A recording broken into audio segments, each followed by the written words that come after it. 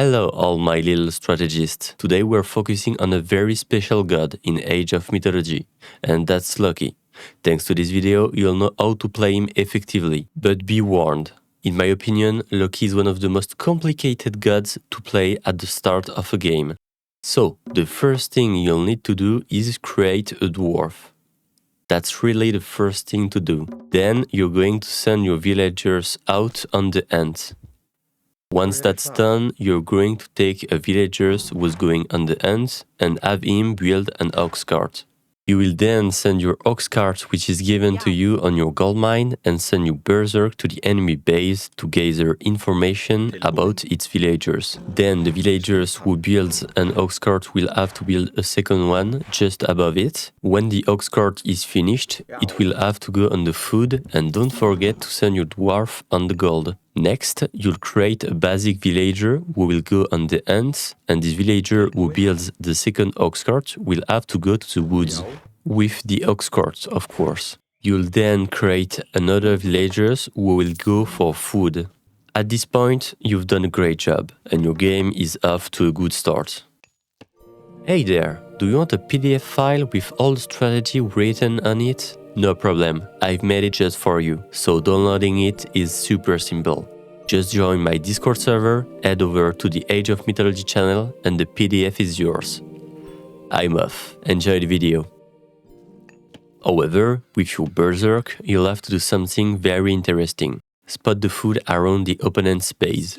In this case, I took too much damage, that was a mistake. But there was a lot of food and no villagers, which surprised me.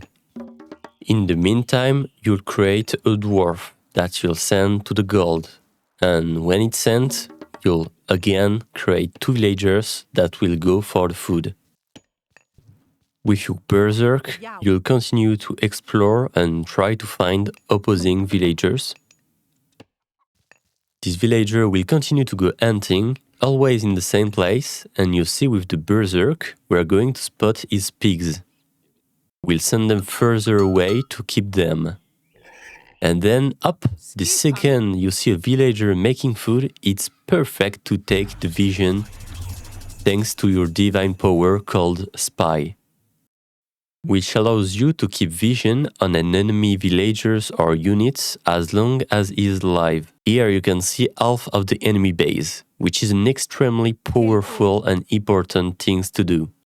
Meanwhile, at the base, the 9th villagers go for food, then I create a dwarf who goes for gold. Once that's done, your berserk will have to return to base. But on the way, you'll have to build a house. So it's very important to build it in a strategic location. You don't have to, but it's a bonus. Here, I'm going to build it next to a gold mine, so I'll have a full view of this gold mine. And if he wants to mine it, I'll see him and will be able to attack his villagers. So, the third dwarf is out and about on his way to the gold mine. So, know that these 3 dwarfs will be more than enough for you to make 150 of gold to build a temple to pass to the age. Your 11th villagers will go on food, your house will then be finished, and you'll send your berserk to the middle of the map, around the enemy base. You'll still be making villagers go for the food. Your 12 villagers must go on food. And there, you see, I've got the 150 gold. Once you've got 150 gold, you need to create your temple as quickly as possible, because without it, you can't move on to the next age. Obviously, place your temple close to the house to defend it if necessary. Your 13th villager will still go for food, while the 14th will go for wood. And the 14th is the last villager before passing to the next age. Once you've created your temple, you'll need to create a house, because as you can see, the population level is starting to get complicated. When you have 400 of food, age up instantly, and I recommend that you take Endal. Why? I'll explain it later, but this is the god I recommend the most. Both are good, but Heimdall has a hidden power that few people use. The second you move on to the next age, 4 villagers who were on the end will need to build an ox cart at a hunting position far from your village. You'll also take villagers from the end to go cut wood. Meanwhile, you'll be creating heroes to collect potentially useful artifacts. So, as I said, create a house with your berserk. And another important point is that when you age up, you'll have to make dwarfs. Until you have 7 on gold, in this case, you'll need to create 4. You can trust me, 7 dwarfs on gold is more than enough to make your game go perfectly. In the meantime, you don't have to worry about your base. You just have to click on your hero and go collect some artifacts. Don't forget to keep creating heroes, as this is your only way of generating favor. When you have enough wood, create barracks and start building a small advanced base. Then, train troops as soon as you can. You can even use your heroes to build your barracks more quickly. That's actually very strong, but only the Norse can do it. Meanwhile, at the base, I'm continuing to create dwarfs. Until there are 7 on the goal, you must continue. When the barrack is created, you must train axemen. So you can have a little army and start harassing your opponent. Don't forget to train your troops continuously. Never stop. As I said, the goal is to create an army. So, as you can see, the enemy villagers have finished hunting. Well, picking base. So they're going to hunt somewhere else. And since you have the vision thanks to your spy power, you'll be able to attack at the right spot. There is the forest and the buildings protecting them, but that won't stop us. You can still imagine that without the forest, it would have been carnage. Keep creating troops for our beautiful army. As you can see, I've got 7 dwarfs on gold, so I'm recreating villagers, and now it's up to you. Either send the next villagers on wood or on food. It all depends on the troops that you want to create. I'd recommend wood, as it will allow you to build houses and more barracks, but you can mix and match between the two. Meanwhile, you'll be creating a house, because you'll need a lot more people, as you'll be creating villagers in addition to your army. When you've got a big enough army, you're going to move to the side, trying to get a long way away so that it doesn't see you, which will give you a surprise effect. Let's speed up a little bit. We'll pass by the buildings and then move to the left of the villagers to block their retreat. When you're in a good position to attack his villagers, attack them. I know what you say to yourself, all his villagers are inside the towers. Well, even in this situation, you're winning, because his villagers aren't working anymore, while yours are. It's a great technique for making your opponent lose economy. Don't forget to continue creating troops even during your attack. Now you can use the power of the classical age. What does Undermine do? Well, it destroys turrets instantly and damages buildings. And if you place it right, you can destroy 2 turrets. Now that his villagers are vulnerable without the turret, you can continue to attack them. Your opponent will now be enraged because his villagers are no longer working and you're attacking him continuously. As you can see, his second tower has been broken, and now the best thing to do is to break his buildings, as his stone center is doing a lot of damage, and you don't want to lose any unit stupidly. So you might as well break his houses and temple. You've also just taken possession of the right-hand side of his village, and that's priceless.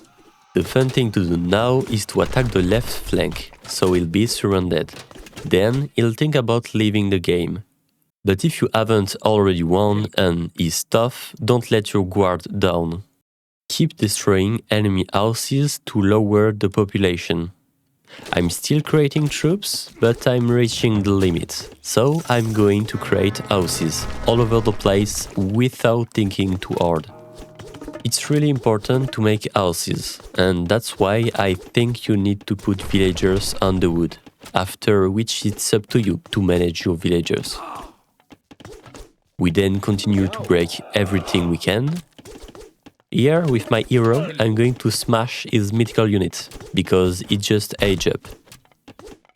I have to be careful, though, because it just upgrade his turrets, which now fire arrows.